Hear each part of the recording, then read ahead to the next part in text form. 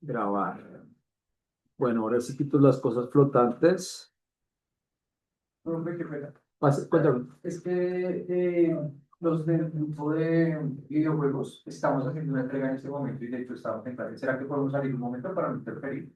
¿No? Pues sí, de todas formas, es súper importante esta carreta que vamos a hacer. Si tienen que irse ya.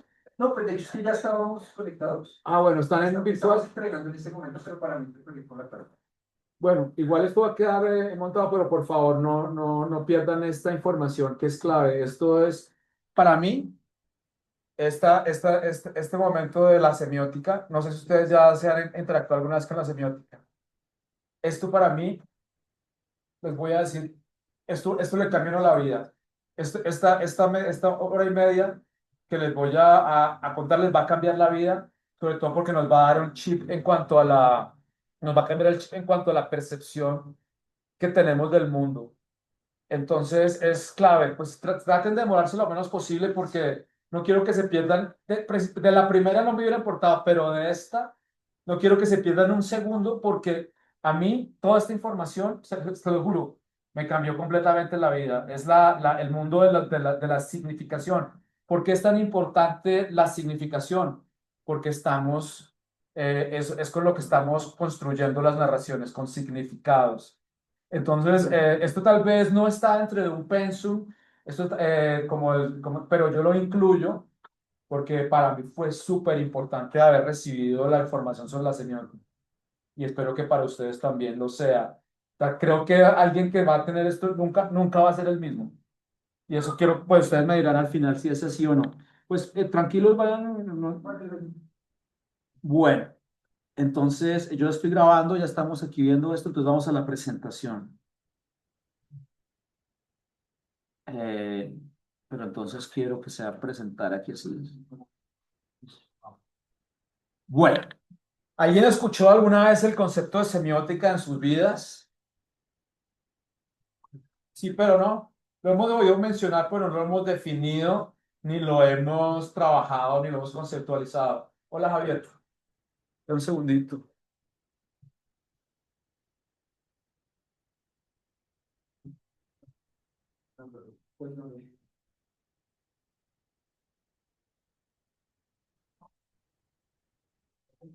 Pues,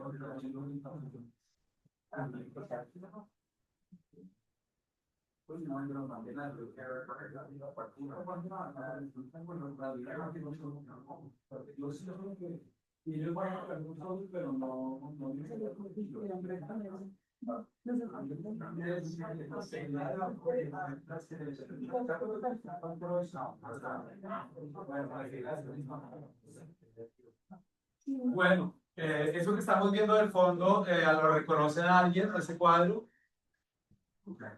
¿Quién lo reconoce? El fondo de esta presentación. Es un cuadro que se llama El Jardín de las Delicias de Jeremy Bosch, El Bosco. Es un cuadro que ustedes se pueden ver, tiene muchos significados, muchas connotaciones. Entonces es importantísimo, pues, por lo que evoca, ¿cierto? El arte tiene eso, el sentido de evocar. Por eso lo puse de fondo para la presentación de Semiótica. Generalmente incluyo esta presentación dentro del taller de narrativa de guiones y libretos porque es importante empezar a cargar de significado todo lo que hacemos, porque de pronto como no tenemos el entrenamiento, las ideas que nos surgen salen muy espontáneamente pero a veces les falta un poco de contenido, de peso. Muchas gracias. Como de peso conceptual. Esta clase les va a servir a ustedes y les va a aportar en la medida en que vamos a cuidar las decisiones que tomamos en cuanto a significar. Vamos a conocer cuáles son las bases de la significación. La semiótica tiene que ver con los signos y nosotros nos comunicamos con signos. Entonces, voy a tratar de hacer esta conferencia muy amable y muy no tan pesada, no es nada farragosa para que este contenido realmente les cale, les llegue, les sacuda un poco su interior y nos deje abierta como el organismo de significar. Nos deje muy poderosamente llenos de ese poder de significado. El término semiótica no existió siempre. Existe hace como unos 80 años, unos 80 o 90 años. Mm, Se ha ido acuñando, le han dado diferentes interpretaciones, diferentes sentidos, pero todo lleva a lo mismo. Saussure es un pensador y un filósofo que dice que la semiótica es una ciencia que estudia la vida de los signos en el seno de la vida social. ¿Qué signos hay en nuestra vida social? Toda nuestra vida social está cargada de signos. Nuestra vida familiar está cargada de signos. Ustedes se dan cuenta que la vida es cíclica, ¿cierto? Nosotros no tenemos estaciones y las estaciones se marcan mucho los ciclos, pero por ejemplo aquí nos movemos entre Navidad, Semana Santa, Halloween, bueno, qué sé yo. Sabemos que hay ciertos momentos, o sea, ciertos ciclos de la vida, cada uno con sus signos, ¿cierto? Cada uno con sus momentos, los signos religiosos,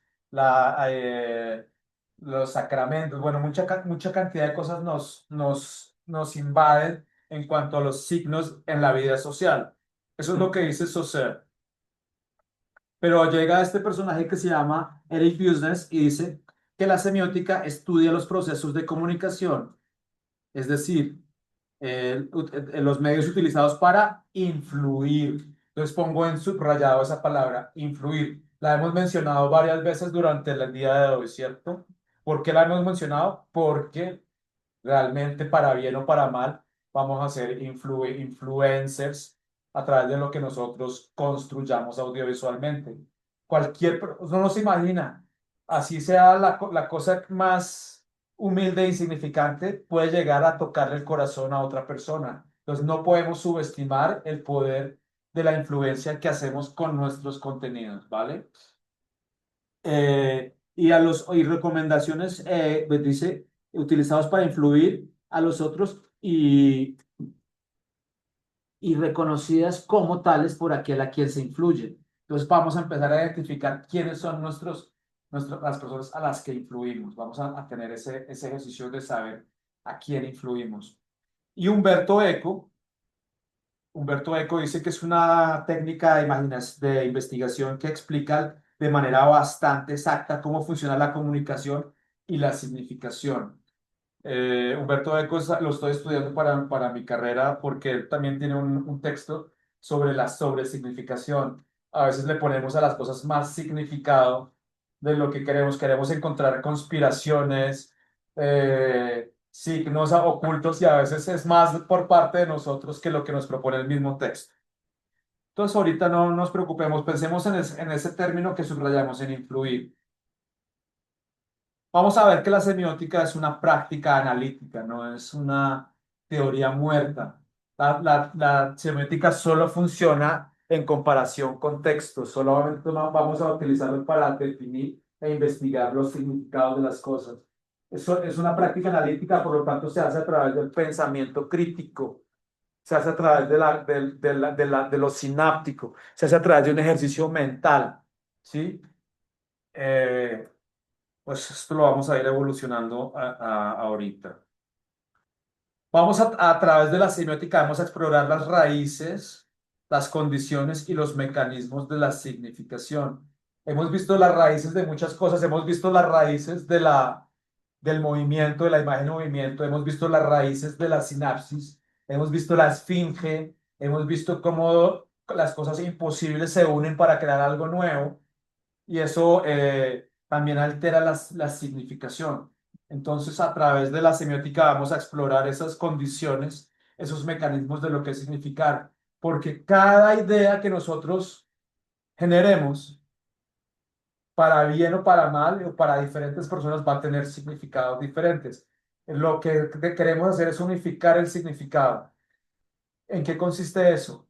En que no haya una confusión, en que yo esté muy claro que el signo que estoy mandando le va a llegar a todos de la misma manera y no de una forma confusa. No haya personas que van a interpretar esto de una forma y otras de otra, a la medida en que, aunque todo el mundo es libre de interpretar las cosas, pero yo como creador o codificador tengo que tener en cuenta hacia dónde quiero dirigir ese poder significativo y que no, y que la mayoría de personas comprendan lo que en un principio yo quería expresar, ¿sí? ¿Cómo está hecho el texto para que pueda decir lo que dice? ¿Qué es un texto? Un texto es todo lo que expresamos, todo lo que queremos comunicar. ¿Cómo está hecho para decir lo que dice? Es una pregunta abierta para que nos la hagamos nosotros. Que yo quiero contar un chiste, no sé si ustedes todavía se cuenten chistes, ¿cierto? No hay nada peor que alguien que tenga que explicar su chiste cuando lo cuenta. Ese es el momento más triste y más patético que uno pueda experimentar en el mundo social. Por eso, hasta para contar un chiste, necesitamos una estrategia, necesitamos una estrategia narrativa, porque el chiste funciona si tú entiendes el significado.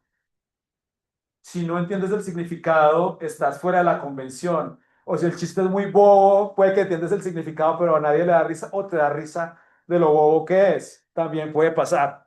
Entonces, ¿cómo contar las cosas que yo quiero contar para que sean entendidas? Es una pregunta que nos hacemos todo el tiempo y nos vamos a seguir haciendo todo el tiempo porque yo puedo entender mi universo y lo tengo en mi cabeza, pero al ir a contarlo, de pronto no me queda tan fácil expresarlo, porque generalmente nos vamos a dar cuenta de los complejos que son los universos que ustedes van a desarrollar. En este momento, esos universos son un embrión, son un pequeño embrión en su cabeza, pero en 10 sesiones, esos embriones se van a ver convertidos en guiones reales que se pueden leer y en imágenes que se pueden interpretar. ¿Cómo hago yo para decir lo que quiero decir? Esa pregunta la vamos a ir medio respondiendo en base que sigamos con este hilo. Nosotros percibimos la realidad a través de los conceptos, ¿cierto? Es la forma en que nosotros entendemos lo que nos rodea. Nosotros creamos el concepto. ¿Por qué creamos el concepto? Se nos han dado herramientas. Cuando nacimos no teníamos ninguna herramienta, entonces no podíamos desarrollar ningún concepto. En la medida en que hemos formado nuestro criterio, ya sabemos más o menos qué significan las cosas. Ustedes me han comprendido todo lo que yo les he hablado hoy, que son conceptos.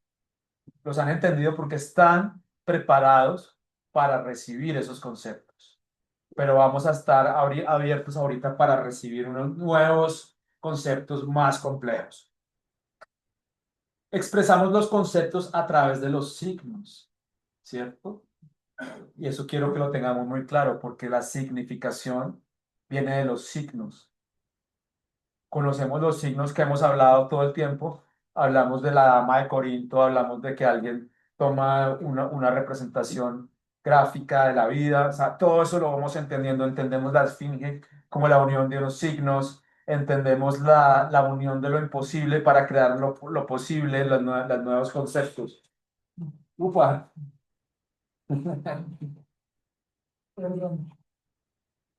Vale.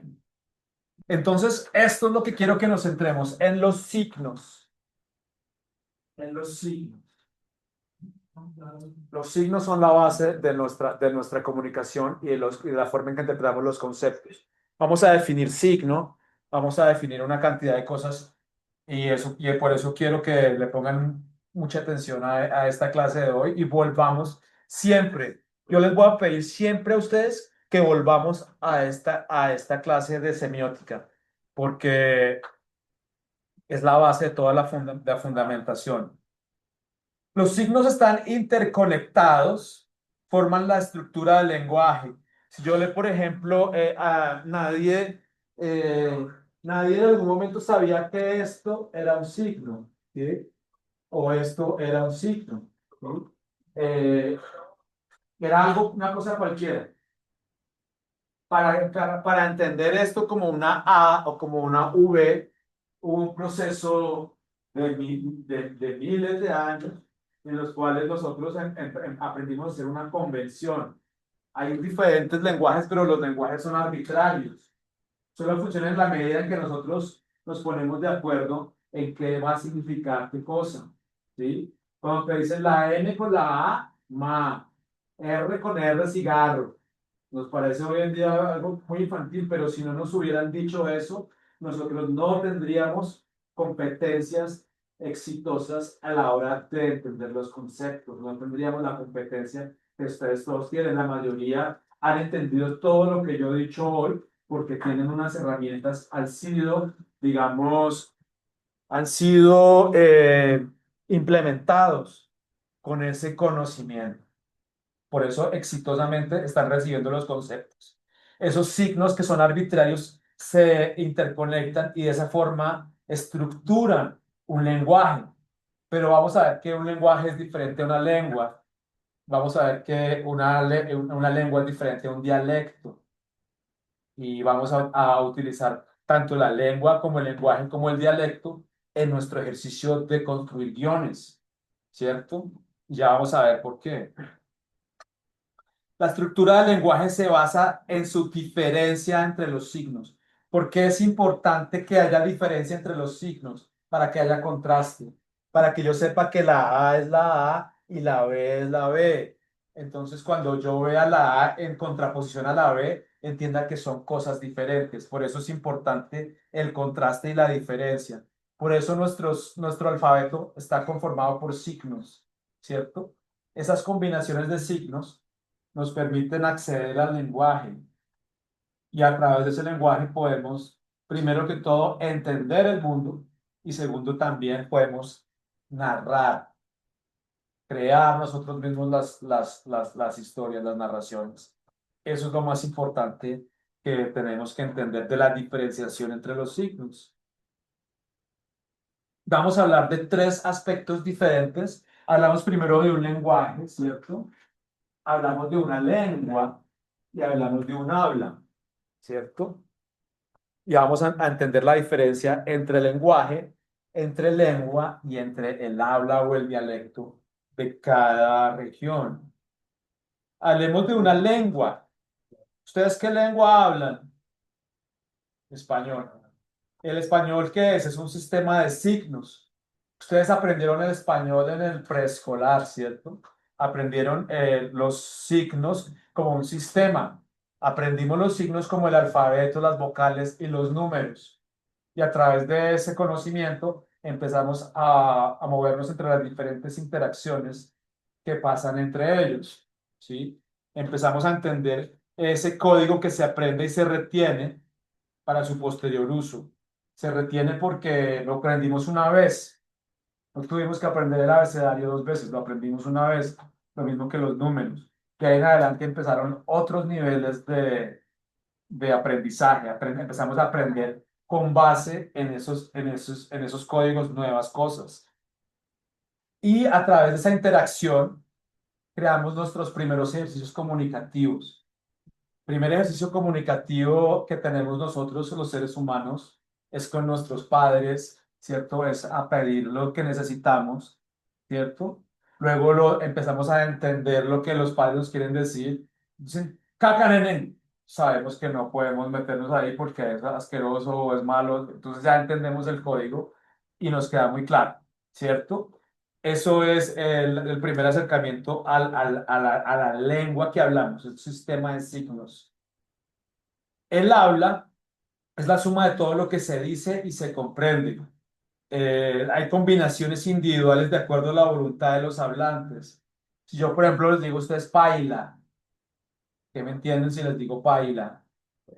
Que todo está súper mal, ¿cierto? Pero si yo voy a decirles paila, en Cataluña o voy a decir paila en Buenos Aires, nadie me va a entender, van a creer que le estoy hablando de una olla de barro o algo donde se cocina. Entonces entendemos el habla como las particularidades también que se acuerdan, ¿sí? Aquí hace 20 25 años nadie decía paila, ¿sí? O sea, nos referíamos a los jóvenes como sardina o sardino o pelado o pelada. Es decir, también son cosas que se van adaptando en la medida en que el lenguaje se va enriqueciendo, ¿cierto? Porque nos interesa conocer el habla, porque nos interesa saber cómo hablan las personas, porque yo le voy a poner voz a personajes, ¿cierto? Y de pronto mi personaje es un militar ultraconservador, que además es frío y además es cruel.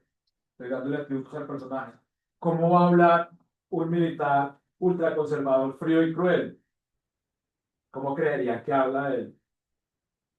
Cortante, ¿cierto? Como con unos códigos muy derivativos de la disciplina militar, ¿cierto? Por decir algo. Entonces, yo tengo que devenir en ese personaje. Estoy diciendo una palabra nueva que de pronto ustedes nunca habían escuchado. Devenir. ¿Saben a qué me refiero cuando hablo de devenir? Ya habíamos mencionado a Gilles Deleuze cuando hablábamos de la imagen movimiento. Gilles Deleuze es un filósofo francés. Él habla de devenir como un ejercicio que hace un ser humano al convertirse por un segundo en otra persona y ver la vida desde la perspectiva de esa otra persona, para luego salir de esa persona y volver a ser uno. ¿Qué pasa cuando hace uno ese ejercicio? Vas a tener dos puntos de vista, tu punto de vista primordial y el punto de vista que tuviste cuando te convertiste en el otro y viste el mundo a través de los ojos del otro.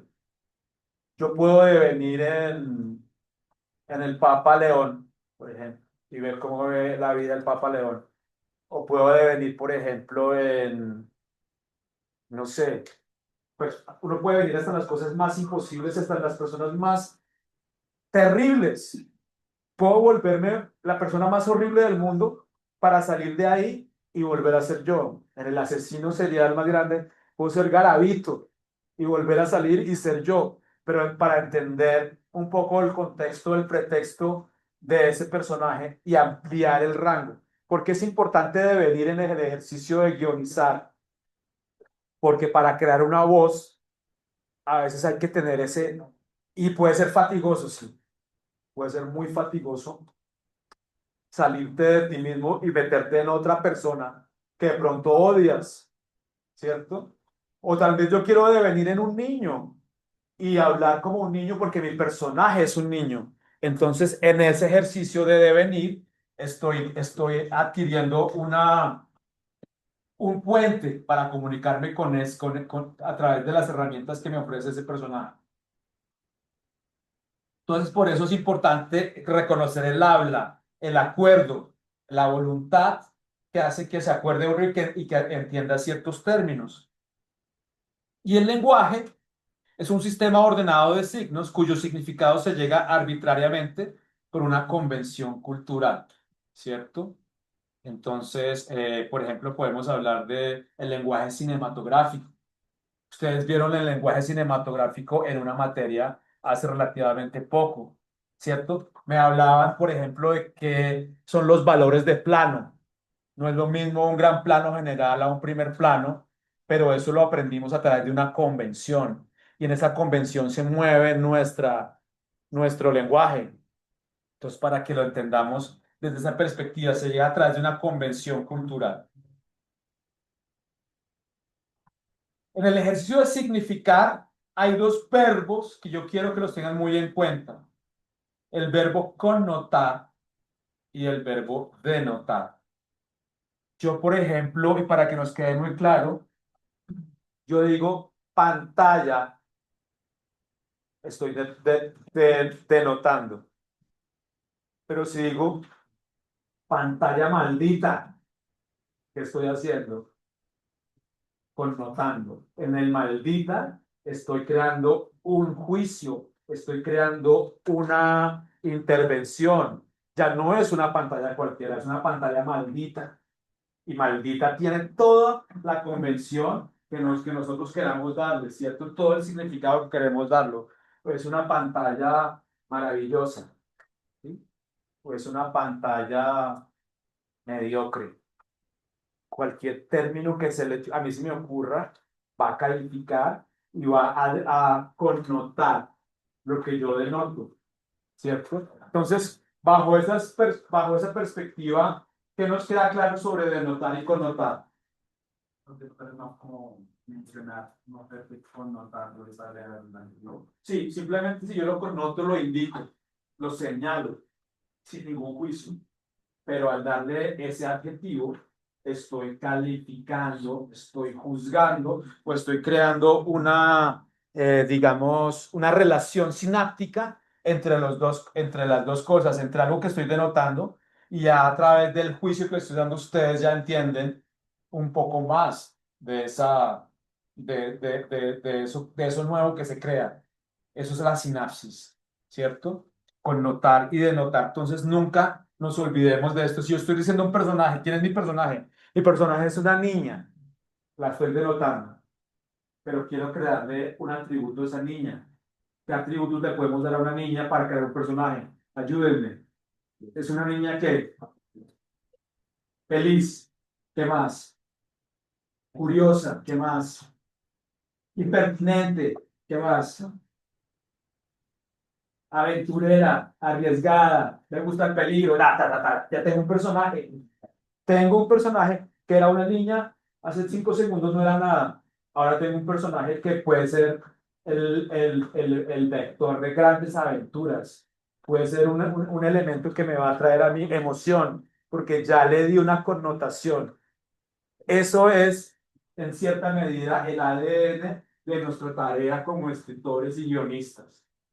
Empezar a darle connotación y vida a lo que no la tiene, a darle grandes significados o medianos o cortos, pero darle significado a las cosas, ¿sí? Juicios de valor. Ya vamos a entender por qué. Hablamos de una imagen acústica como un significante. Entonces, en este caso, niña es la imagen acústica, pantalla es la imagen acústica. ¿Por qué es imagen acústica? Porque si yo les digo pantalla, con solo oírlo, ustedes ya les llega a la mente. Vamos a hacerlo con algunas cosas. Elefante es una imagen acústica. Todos vieron el elefante. Cada cual construyó su elefante. Desierto. Todo el mundo construyó su desierto. Submarino. Todos construimos un submarino. Son imágenes auditivas, ¿por qué? Acústicas, porque al oírlas construimos el concepto en la mente a través del ejercicio que hablábamos del lenguaje, de la lengua. Tenemos entendido que es lo que es y al escucharlo, pues, dime. Y el concepto sería el de sonar. De notar. El de notar, pero Sí, la imagen acústica, vamos a hablar de significante. El significante es la denotación y el concepto es el significado, y eso es lo que es la connotación. Mira, concepto con y viene connotación. La misma raíz te lo está llevando así. Y ahora ya salimos de la imagen acústica, ahora hablamos del significado. Un elefante delgado. Entendemos lo triste que es ver un elefante delgado. Vamos a ver un circo pobre que llegó al pueblo y tiene los elefantes delgados. Entendemos el drama, ¿cierto? Hablemos de submarino, un submarino encallado, submarino que no está donde debe estar en el fondo del mar. Entendemos que hay drama. Fíjense en el contraste, el poder narrativo que hay en el contraste. ¿Cierto? Un submarino volador, bueno, ya se llevan a otras cosas, pero bueno, entonces entendemos que en ese significante estamos denotando y en ese concepto estamos connotando, concepto, connotación, estamos enriqueciendo, estamos ampliando el rango de significado, ¿cierto? Lo hacemos todo el tiempo. Entonces vamos exageramos las cosas. Nosotros, fíjense que siempre estamos contando historias. Cuando nos juntamos y hacemos amistades y empezamos a crear nuestras relaciones aquí profesionales, también estamos contando nuestras hazañas, qué hicimos, lo que nos pasó, no, es que sobreviví al COVID y luego hubo no sé, un secuestro en un banco y cualquier cosa que haya pasado, contamos nuestras anécdotas y nuestros heroísmos grandes o pequeños, porque de alguna forma también estamos connotándonos nosotros, estamos mostrando, no soy una persona tan aburrida, no soy una persona tan del común, tengo una historia, tengo una vida y por eso al contar mi historia a los demás trato de enriquecerla y trato de llenarla de emoción, ¿sí? Vale. Entonces nos queda súper claro. Imagen acústica, denotación, significante, y del concepto, significado y connotación. Ahí estamos aprendiendo a aportarle veneno, por darle un nombre a las cosas. Estamos dándole otros alcances y fíjense que eso es lo que vamos a hacer para enriquecer nuestras historias. ¿Sí?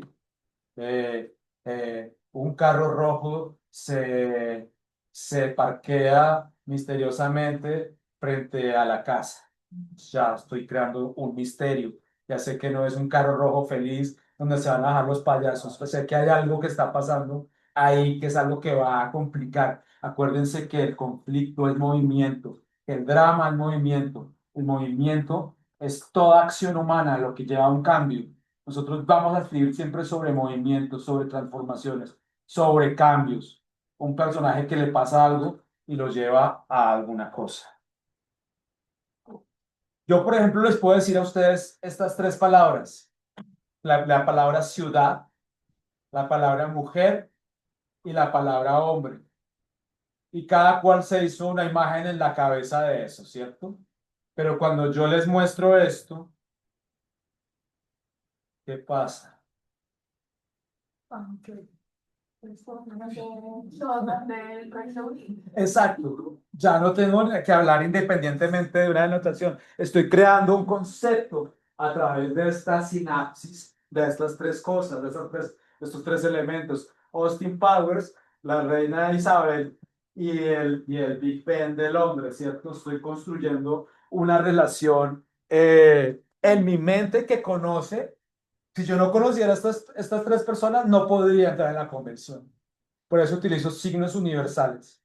Por eso, para comunicarme audiovisualmente, yo debo entender los signos universales. Debo tratar de contarle mis historias al mundo entero, ¿sí? No solo a mi clan, no solo a mi tribu, no solo a mi nicho, porque hoy en día estamos en una época global. Yo subo mis contenidos a mis plataformas y las van a ver en la Conchinchina, las van a ver en todas partes, pues porque esa es una opción. Mm. Entonces, dar visibilidad y dar un por qué juntar estas tres cosas que quiero connotar, a dónde quiero llevar, a dónde quiero hacer viajar a mi espectador, ¿sí? Porque al crear esta relación estoy creando un viaje, estoy creando una aventura de conocimiento, de interpretación, que me puede dar risa. Pues vemos la cara de Austin Powers, ya me da risa, ¿siento? Ya estamos creando eso que es el poder narrativo. No sé si me van siguiendo, creo que sí. Ya vamos a ir adelantando un poco estos conceptos. Vamos a crear este triángulo donde vamos a ver que hay un signo, ¿cierto? Hay un significante y hay un significado. Esto está relacionado con todo lo que hemos hablado. Ya sabemos que el significante está en la imagen auditiva. El significado está en el juicio, en el complemento, en el valor que le estamos dando. Y el signo no es nada, es algo a lo que una convención le dio valor, le dio nombre. Eso es el signo. Entonces, bueno, vale. ¿Por qué es importante esto? Porque este triángulo es la base fundamental de todos nuestros procesos. Vamos a tener signos a los cuales les vamos a dar un significante, o el signo en sí mismo es un significante, y a ese significante le vamos a dar un significado. Ya lo vamos a ver más claramente con ejemplos. A ver. El significante, ya lo habíamos dicho, es la representación mental de los sonidos que forman un signo. Pantalla, niña, elefante y submarino. Son los significantes, ¿cierto? El significado es la representación mental de la realidad y la interpretación del concepto. Yo ya estoy ampliando el concepto. Elefante flaco, elefante gordo, elefante volador, elefante asesino, elefante tierno. Todos esos son conceptos diferentes que me amplían el significante. Me está dando una interpretación. Ya no es un signo convencional, ya es un signo que pasó por un filtro en el que yo le di un significado y estoy dirigiendo, estoy influenciando su pensamiento para que llevemos esa imagen a otra cosa. Ahí es donde empieza la verdadera influencia que subrayaba al principio de la conferencia. La influencia se basa en juicios de valor. Si yo no juzgo, si yo no califico, si yo no transformo esa imagen auditiva, ese significante, entonces no estoy comunicando muy básicamente, estoy como el indígena que dice espejo, casa, luna, perro, no estoy dando nada más que eso, ¿sí? Entonces, ahí esta es la base de todo nuestro trabajo como codificadores. La conexión entre el significado y el significante siempre es arbitraria, siempre. Es arbitraria, ¿por qué? Porque no es natural, porque no vino al mundo porque sí, porque se creó en un grupo, en un colectivo, ¿sí? En nuestros primitivos ancestros crearon las primeras convenciones del lenguaje y le empezaron a dar significado. ¿Conocen a Mark Twain? El autor de Tom Sawyer y las aventuras de Huckleberry Finn. Mark Twain tiene un libro que se llama Los diarios de Adán y los diarios de Eva. Y es un cuento muy bello en el cual Dios le da a Adán y a Eva la tarea de ponerle nombre a las cosas. Y es un cuento donde está muy relacionado con la semiótica, porque en un punto nada tenía nombre. En el Antiguo Testamento, en el Génesis, si alguna vez han leído el Génesis, hay un punto en el que Dios le da a Adán la tarea de ponerle nombre a las cosas. Entonces convierte a Adán en un lector, en un intérprete, que tiene además que tiene la tarea de darle nombre a las cosas. Nosotros ya recibimos las cosas con nombre, pero mientras hemos vivido, han aparecido nuevos nombres que antes no estaban. ¿Cierto? Como que nuevos nombres han aparecido en sus vidas de cuando eran niños, no utilizaban y que ahora utilizan todos los días. Instagram, ¿qué más? IA. IA, ¿cierto? Por ejemplo, un cluster, por ejemplo, un storyboard, ¿cierto? ¿Qué más se les ocurre? Muchas cosas. Nosotros hoy en día hablamos llenos de neologismos, ¿cierto? Y esas palabras a veces no existían. En el mundo audiovisual, específicamente en el mundo del guión, vamos a utilizar muchos neologismos, muchos extranjerismos, muchas palabras que se han introducido, ¿cierto? Yo les voy a decir que me traigan un final draft. Cuando les pida un final draft, ¿qué les voy a pedir? Les voy a pedir que me traigan un primer escrito ya con completo de su guión. Ustedes me van a traer sí o sí un final draft en la sección 9 o 8. Ya vamos a ver en cuál. Ahorita les cuento bien el programa. Entonces, esas convenciones son arbitrarias, son convencionales porque se crea una convención.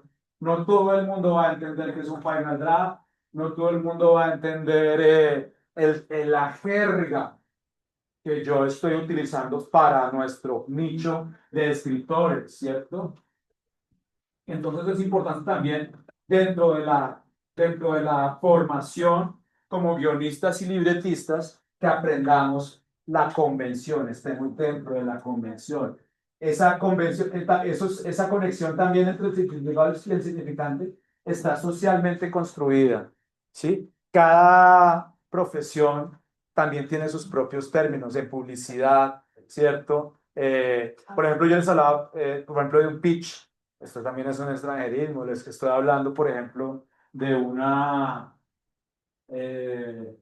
bueno, hay muchos, ya lo vamos a ver, pero entonces queda claro que estos tres conceptos, si es arbitraria, porque no es naturaleza inventada por alguien, se crea a través de una convención, mucha gente se pone de acuerdo y a través de ese acuerdo se entra a funcionar exitosamente dentro de la sociedad. Y es socialmente construida y funciona dentro de específicamente dentro de la sociedad a la que pertenece.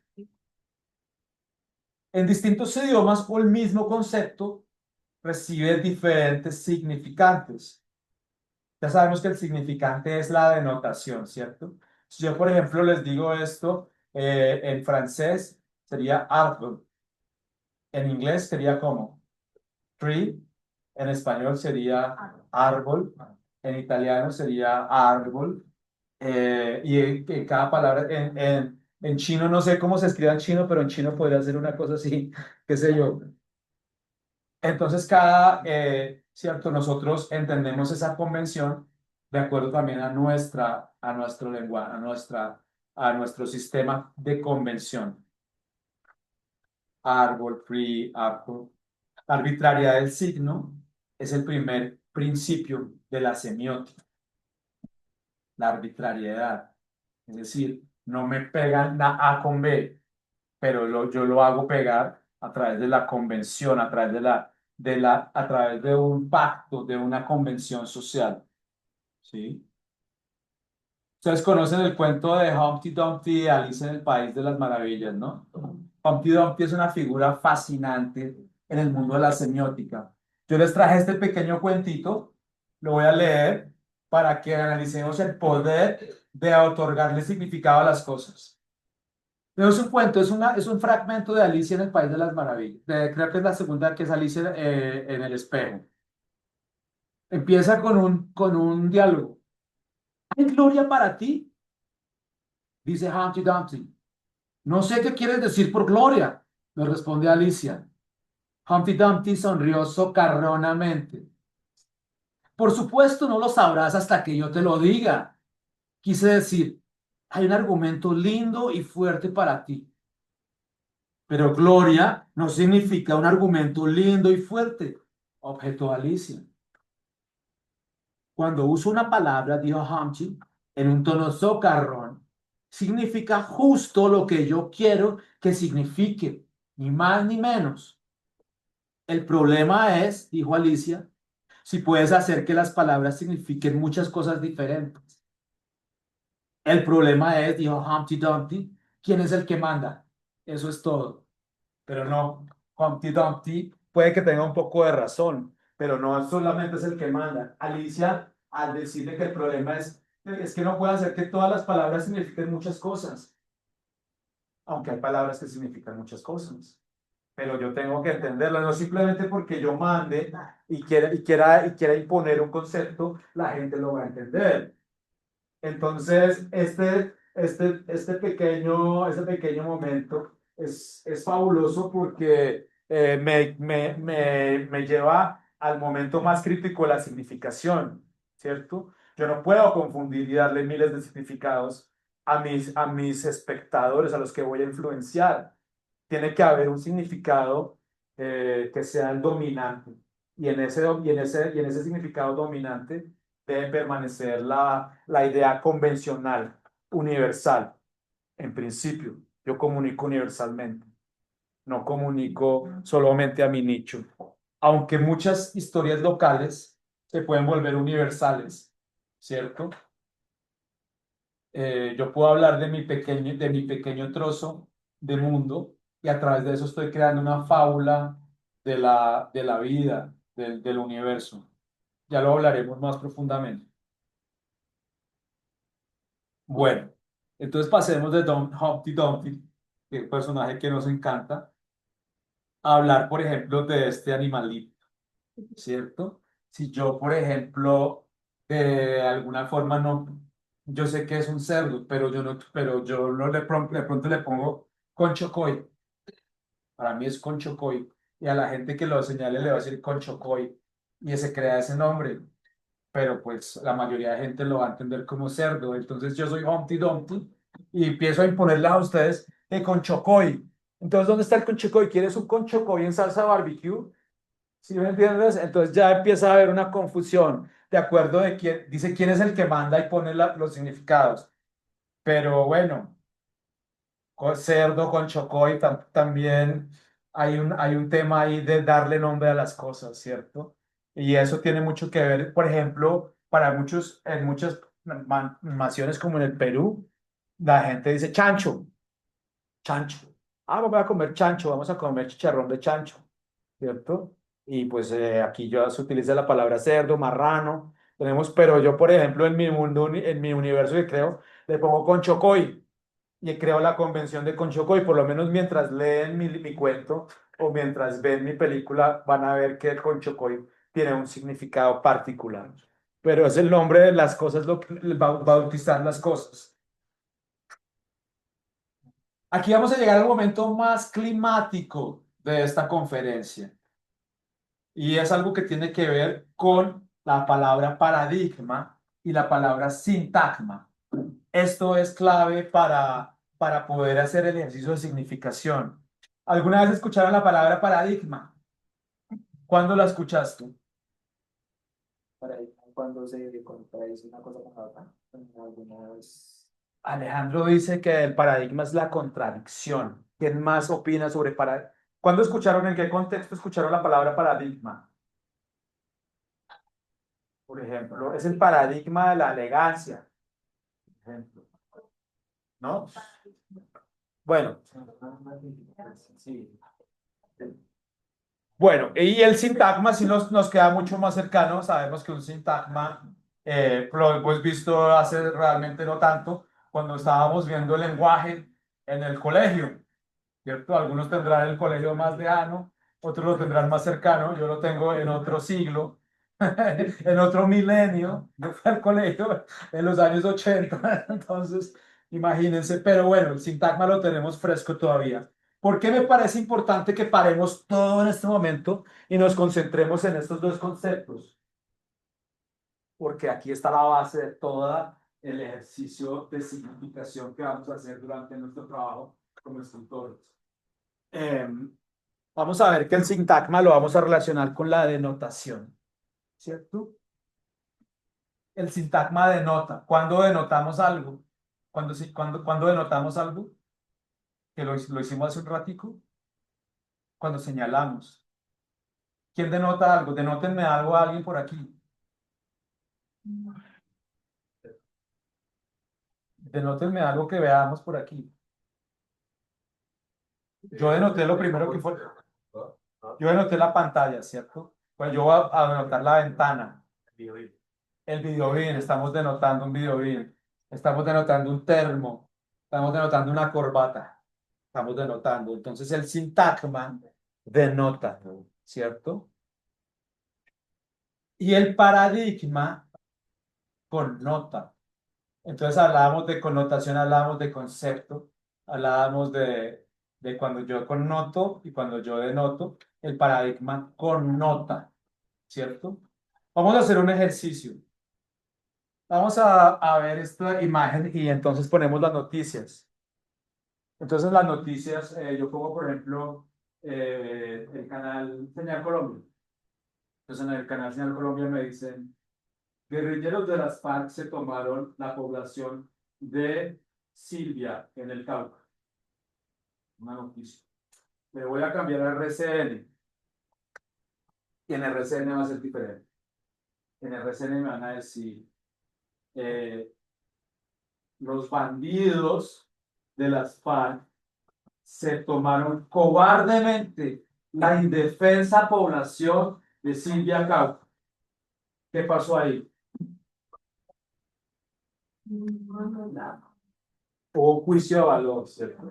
En el primer punto Exacto, ahí hay un paradigma porque me está connotando, me está generando un juicio. Y eso es importante que lo tengamos en cuenta porque yo con esto le creo un clima a mis situaciones, ¿cierto? Yo quiero que mi clima esté haciendo terror, entonces necesito a través de la connotación, a través del paradigma, aumentarle, a través de ser adjetivos, a través de calificativos, estoy creándole mucha más significación de lo que yo quiero transmitir, ¿cierto?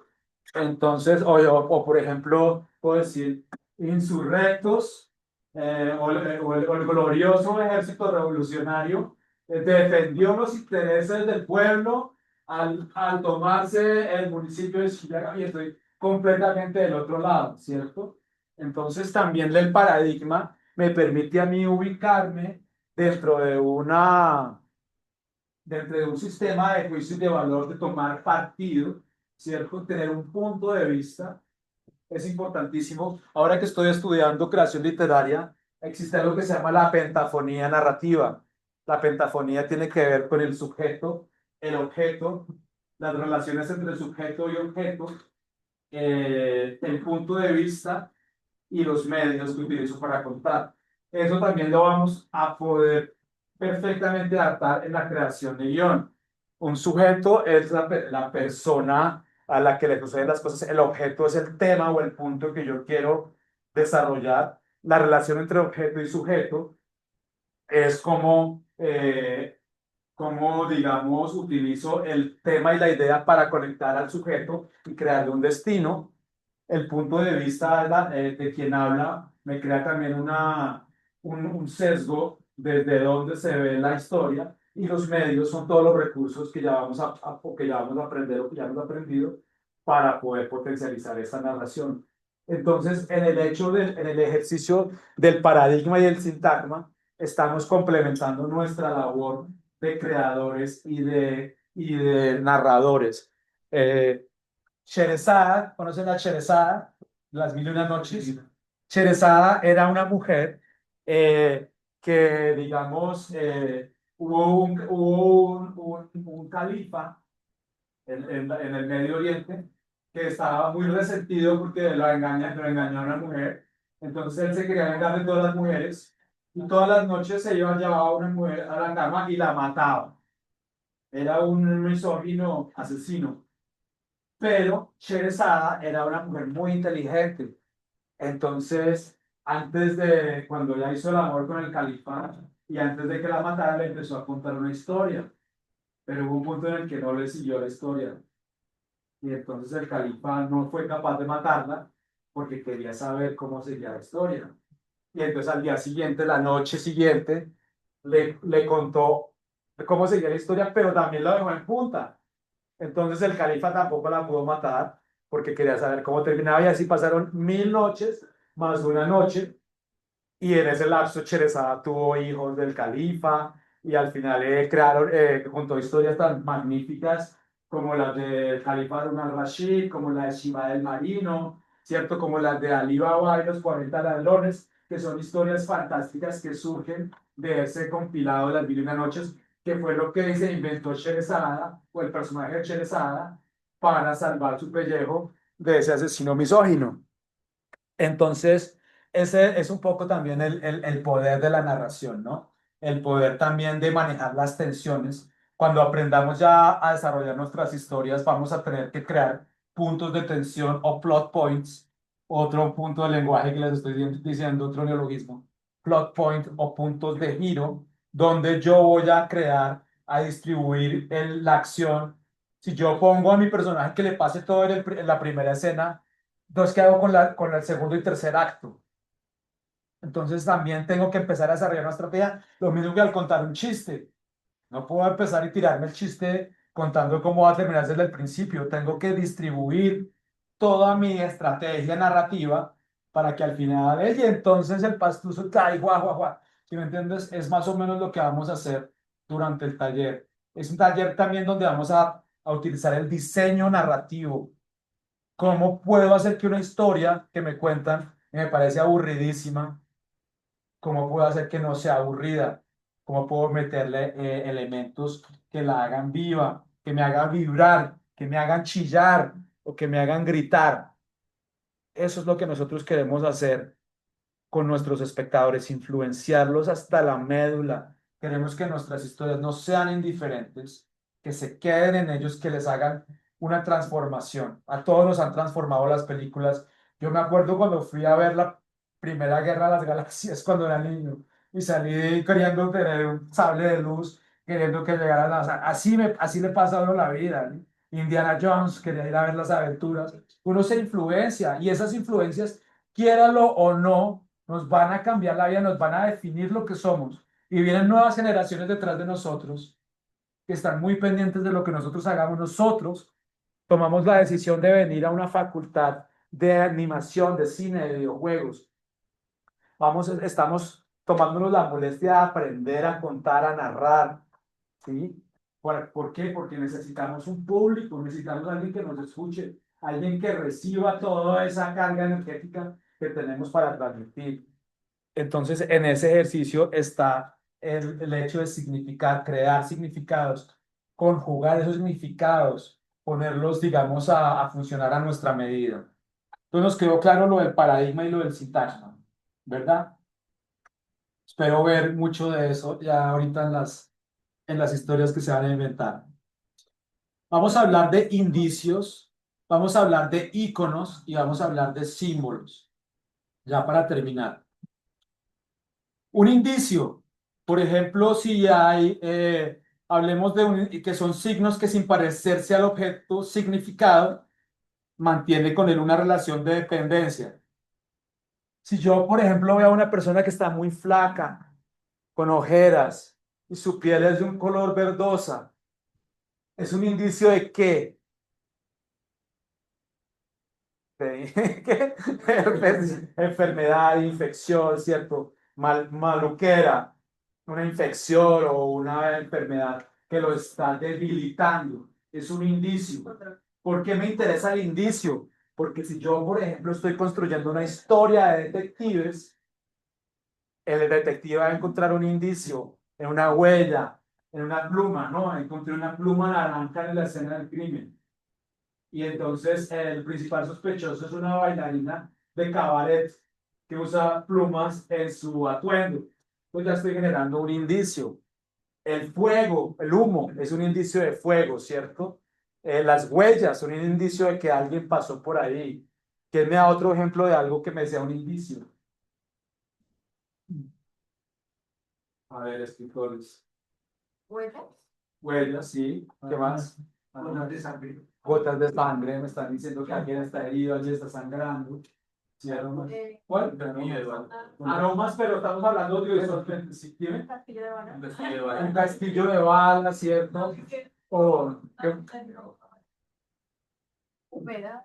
humedad, ¿cierto? Bueno, sí, hay muchas cosas que me están dando indicios. Entonces es importante entender el indicio como un elemento que me conecta, que sin parecerse al objeto necesariamente significado, me crea una conexión directa con él, una relación de dependencia, ¿cierto? Y por eso, pues, es importante tenerlo en cuenta. Pero hablemos ahora de los íconos. Si yo les digo un ícono, para ustedes, ¿qué es un ícono? Más cercano, más parecido, una foto. Algo que se parece más a la realidad, pero también pueden haber personajes que son íconos. Un ícono de la moda, un ícono de la belleza. ¿Quién es un ícono de la música para ti? Michael Jackson. Por ejemplo, ¿quién es un ícono de la belleza femenina? Sofía Vergara, o digamos más icónico, Marilyn Monroe, ¿cierto? Un ícono del rock and roll, Elvis, ¿cierto? Un ícono, por ejemplo, de el cine mudo, Chaplin, ¿cierto? Y un símbolo, un ícono de la revolución, el Che Guevara, ¿cierto? Exacto. Entonces son personajes que se vuelven icónicos porque su imagen empieza a representar cosas muy poderosas dentro de la sociedad. Hay una gran similitud entre el objeto representado y, la representación. Pero, por ejemplo, un icono puede ser esto, ¿no? Entonces yo entiendo que si yo estoy en Escocia y veo esto, entonces este es el baño de hombres porque en Escocia los hombres usan falda. Pero bueno, en general en el resto del mundo entiendo la convención de que este es el baño de mujeres y este es el baño de hombres.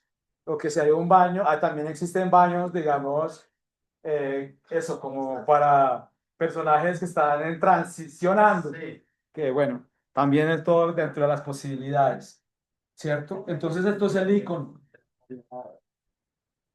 Pero hablemos ahora de algo que es también importantísimo, hablemos de los símbolos. Los símbolos son signos intencionados que basan la relación con la representada en una convención totalmente arbitraria. Yo les voy a dar un ejemplo, pero quiero que ustedes sigan también dándome diferentes ejemplos. Esto es un símbolo de qué? De la paz. ¿Y en qué se parece a la paz a este símbolo? En nada. ¿Por qué? Porque entonces el símbolo es una convención que se creó específicamente para esto. Pero cuéntenme ustedes qué otros símbolos podemos encontrar para meterlo aquí en la conversación. La cruz. ¿Cuál? La cruz. La cruz. ¿Qué significa la cruz? Se supone que es la representación de la religión católica, pero pues es el símbolo en el que crucificaron a Jesús. Exacto.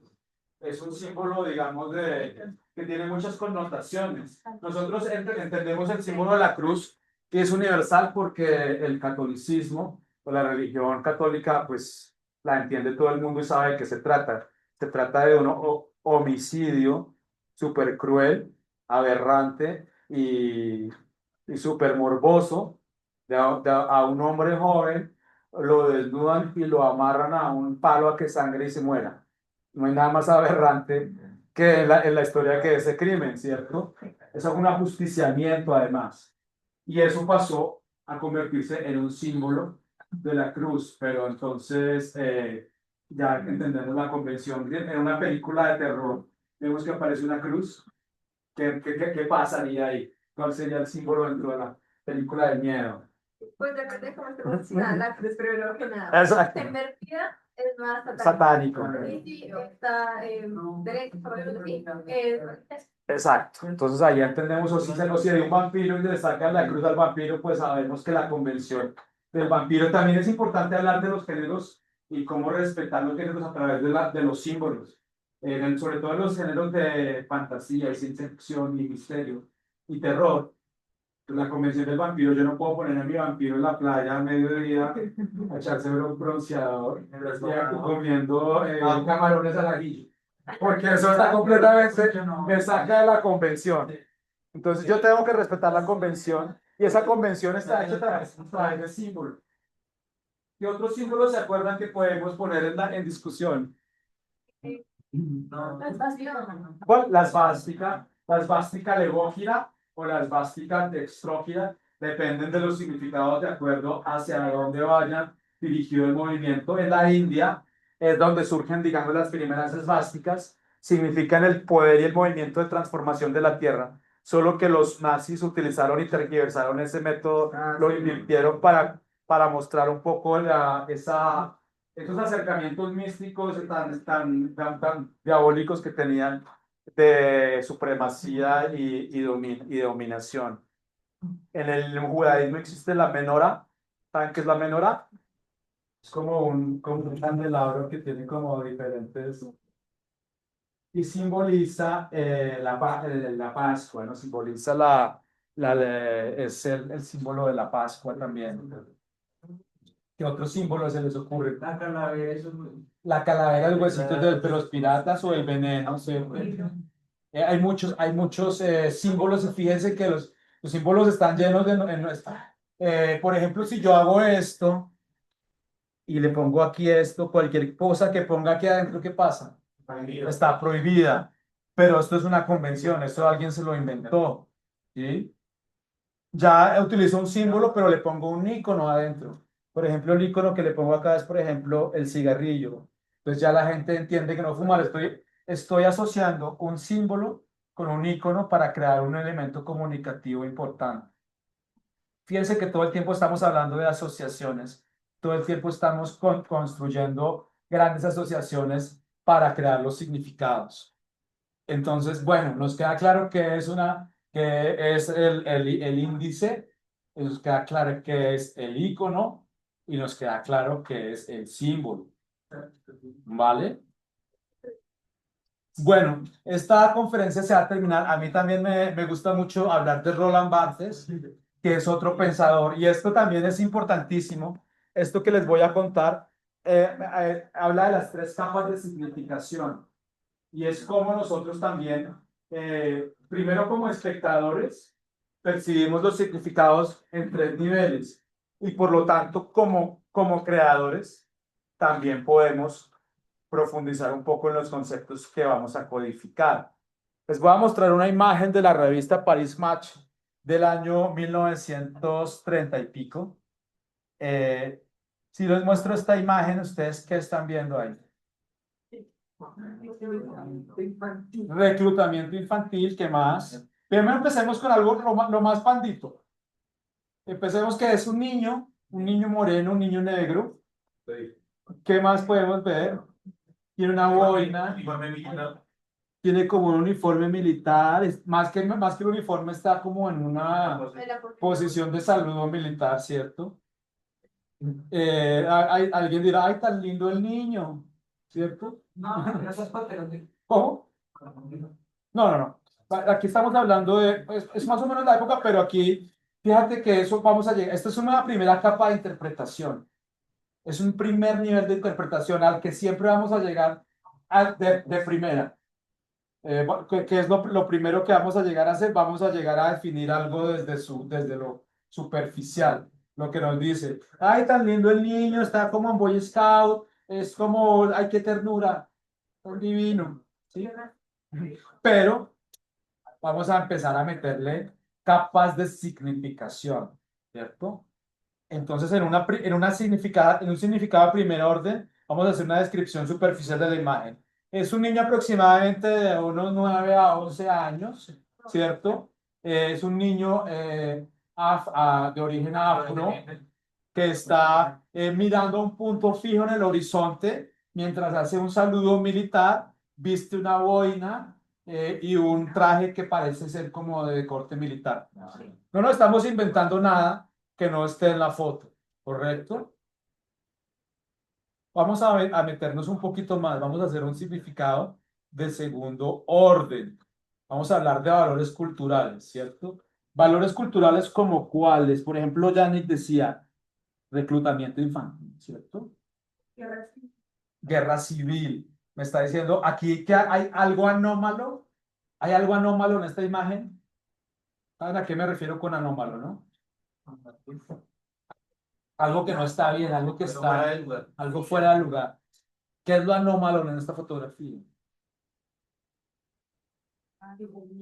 Que es un niño y que los niños deben estar fuera de un conflicto armado, ¿cierto? Aquí ya empiezo a encontrar el veneno en la segunda capa de interpretación. Empiezo a encontrar que hay algo aberrante.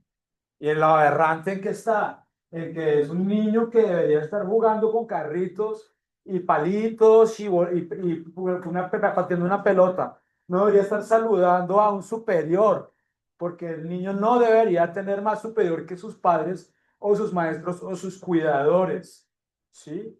Entonces aquí yo ya empiezo a profundizar, a cavar, empiezo a abrir un universo de significados que en principio no estaba claro. Lo empiezo a desarrollar a través de mis herramientas de significados que he venido desarrollando a través de mi formación dentro del mundo de los símbolos, de los signos y las convenciones. Entonces ya tengo una segunda capa de significación. ¿Ustedes creen que hay una tercera capa de significación? ¿Cuál será esa tercera capa de significación? Cuéntame. Ah, bueno. Aquí ya vamos a empezar con los contextos culturales, los significados, los signos vistos de manera muy profunda. Y entonces aquí es donde yo empiezo a ubicar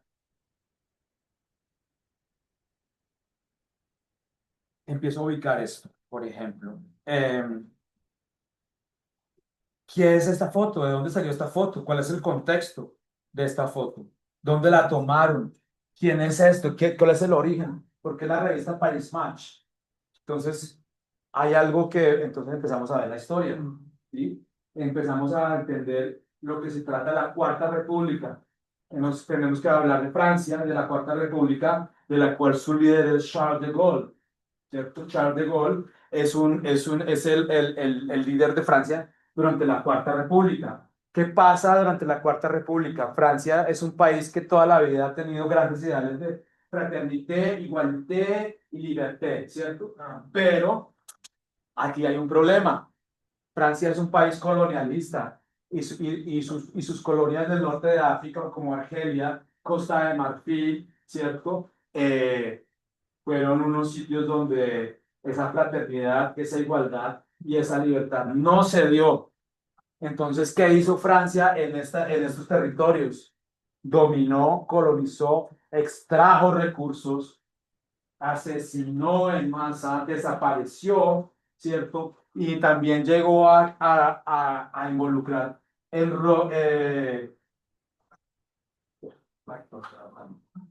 empezó a crear como una especie de, también de llevarle la guerra a las personas que no tenían que involucrarse con la guerra, a los niños, ¿cierto? Entonces, ¿cuál es el veneno de una tercera capa de significación? Entender los contextos culturales, históricos, socioeconómicos de una fotografía o de lo que sea, de cualquier texto que ustedes tengan para interpretar y entender los significados más profundos. Por qué lo propongo aquí? Porque nosotros también, como creadores, podemos ocultar significados a través de nuestros textos. Yo puedo crear la imagen de alguien haciendo alguna cosa muy sencilla, pero también puedo dar guiños para entender que no hay algo inocuo en eso, que hay algo que está complicando la situación, que está envenenando, que está llenando de significados negativos el desarrollo de los personajes, el desarrollo de la historia, el tejido de la historia, ¿correcto? Entonces, que es muy interesante cuando pasa. Hay una película que se llama Blow Up de Antonioni. Es una película que ojalá algún día la puedan ver y ojalá algún día la puedan investigar y profundizar. Es un personaje que está en Londres, ¿cierto? Es como un fotógrafo y vive con modelos y y está quedándose en la casa de realmente de un artista muy famoso y ahí pasa un crimen y él puede tomar, y él tomando una foto de una chica que está siguiendo, toma la foto del crimen y al final al aumentar y aumentar el tamaño para ver el muerto, encuentra la misma estilo pictográfico del artista de la casa donde él vive, que es puntillismo, y entonces hay toda una relación poética entre ese misterio, entre eso que se está encapsulando ahí, y es muy, cuando muchos de esos significados no los coge la gente normalmente, dice, ah, sí, es una película de un fotógrafo y una pedada así, bacano, pero más allá de eso, hay a veces todo unos conceptos muy profundos que a veces nosotros no estamos en capacidad de interpretar porque nos falta este ejercicio y todo este conocimiento que les estoy compartiendo hoy de la semiótica, ¿sí? ¿Por qué le cambia a uno la vida a la semiótica? Porque hasta en las personas podemos empezar a ver signos. Una persona encantadora que diga, ay, ¿cómo estás? Ay, qué maravilla, tan linda, y pues pensamos, ay, no, esa señora es buena, porque es muy amable y me trata bien, me trata con cariño, pero no sabemos que detrás de esa intención es una vieja enredadora que viene a mí a robarme o a sacarme información o a saber dónde vivo para ir a quitarme cosas o dañarme, ¿cierto? Entonces, si yo no tengo conciencia de esos signos en los demás, puede que yo me vuelva una víctima, ¿sí? Entonces, muchas veces, todo el tiempo que te llega un mensaje de texto, alerta, su banco está diciendo, alguien intentó hacer una cosa, ay, verdad, pues voy a imprimir este botón, este link, y en ese link es donde me roban la plata, ¿sí? O porque se acercó la más linda de la fiesta a mí, y soy un X ahí bien feo y bien gordo, y porque se acercó la más bonita de la fiesta a mí. Porque entonces me monta la película, claro, tengo algo especial. No, se acercó porque quiere aprovecharse de mí, sacarme algo, meterme a burundanga o alguna cosa. ¿Sí me entiendes? Entonces, es un poco la reflexión que queda de esta conferencia de semiótica. Primero, cómo interpretamos y cómo convivimos con los signos dentro de la sociedad. ¿Qué son los signos dentro de la sociedad? Y más que son los signos dentro de nuestra profesión. ¿Cómo vamos a utilizar esos signos para empezar también a potencializar el alcance narrativo de nuestras historias? ¿Cómo yo puedo hacer que una historia sencilla empiece a cobrar unos significados más poderosos, más transformadores y más revolucionarios? ¿Sí? Eso es todo lo que quiero que tengan en cuenta. A partir de mañana yo creo que ustedes ya van a poder tener acceso a la página del aula virtual y pues ya si quieren consultar y tener, digamos, la presentación y el video que estoy tratando de grabar completo aquí, pues que también lo hagan. Y bueno, fueron unas clases teóricas, fueron dos conferencias un poco llenas de información que espero que se les fijen, espero que vuelvan siempre a esto, espero que volvamos siempre a estas capas de significación, que volvamos siempre al paradigma y al sintagma, ¿cierto? Que empecemos a entender que en ese ejercicio de otorgar significado a las cosas, estamos llevando las narraciones a unos extremos a veces súper fuertes, que también nosotros podemos crear reacciones fuertes a través de nuestros escritos. Entonces, quiero invitar también a pensar en gestos, en elementos, en objetos. Vayan buscando noticias, recortes de prensa, imágenes, objetos en su casa, una cajita de música, una foto vieja, no sé, unas uñitas o un pelito que tienen en un relicario. Quiero que empiecen a explorar entre los objetos que los rodean. Quiero que empecemos a empezar a otorgarles significado porque quiero que de ahí vamos a hacer un ejercicio mañana que es el ejercicio del gesto. ¿Cómo podemos encontrar e identificar en un gesto diferentes posibilidades narrativas? Y mañana ya vamos a tener muchos más ejemplos cinematográficos. En esta clase siempre vamos a ver mucho cine, no vamos a ver películas completas, pero les puedo dejar sembrada la semilla para que ustedes vayan y se las vean si no las han visto. También trataré de hablar con ejemplos muy universales que todos estemos manejando y viendo dentro de nuestra cultura popular o de nuestra cultura cinematográfica. Si algunos tienen alguna historia que ya quieran, pues también va empezándola, pero me interesaría mucho que para el objetivo del taller, como les dije a las personas que llegaron más temprano, mi estrategia en este taller es que mientras ustedes construyen una historia desde el gesto, lo voy a hacer yo también. Entonces, y al final también, a la par con ustedes, voy a escribir un guión de cortometraje paralelamente con ustedes como si fuera un estudiante más. Y de esa forma ustedes también se sientan confiados y libres de hacer y arriesgarse. Aquí vamos a arriesgarnos a escribir en mi último taller de guión y libretos en la universitaria fue un éxito porque de las 25 personas que participaron del taller me entregaron 25 guiones de cortometraje en formato profesional Shells y me hicieron un pitch donde vendieron la idea como si fuera un productor. Y eso pasó en 10 sesiones. Y eso va a pasar con ustedes también.